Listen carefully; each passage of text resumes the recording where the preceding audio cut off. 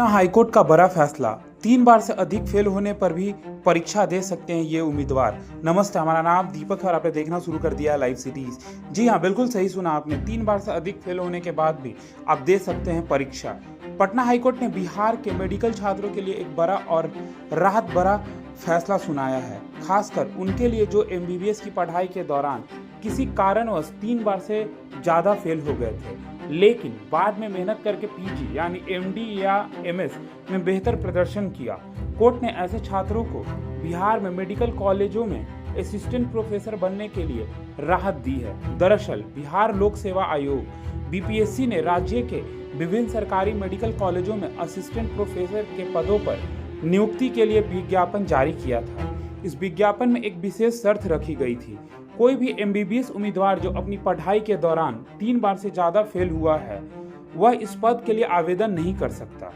इस शर्त ने राज्य के सैकड़ों उम्मीदवारों की उम्मीदों पर पानी फेर दिया, जिन्होंने एमबीबीएस में शुरू में संघर्ष किया था, लेकिन बाद में पोस्ट ग्रेजुएट स्तर पर खुद को साबित किया।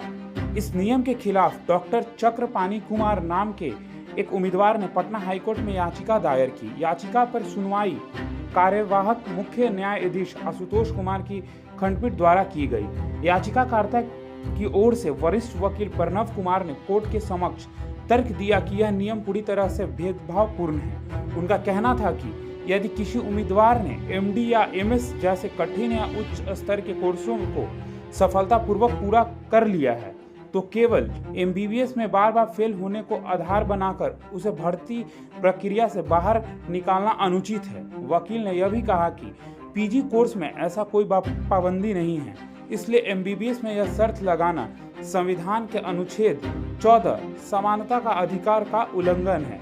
राज्य सरकार की तरफ से वरिष्ठ अधिवक्ता पीके शाही ने दलील दी है कि यह नियम 2013 से लागू है और इसका उद्देश्य केवल योग्य और मेधावी उम्मीदवारों को चयन प्रक्रिया में शामिल करना है। हालांकि सरकार ने यह भी कहा कि इस नियम पर दोबारा विचार करने के लिए तैयार हैं।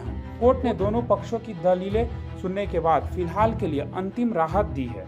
इसका मतलब यह है कि जिन उम्मीदवारों को एमबीबीएस में 3 से अधिक बार फेल होने के कारण बाहर कर दिया गया था, वह अब असिस्टेंट प्रोफेसर की भर्ती प्रक्रिया में शामिल हो सकते हैं। हालांकि यह राहत अस्थायी नहीं है। कोर्ट ने साफ कर दिया है कि यह केवल याचिका के अंतिम फैसले तक के लिए है।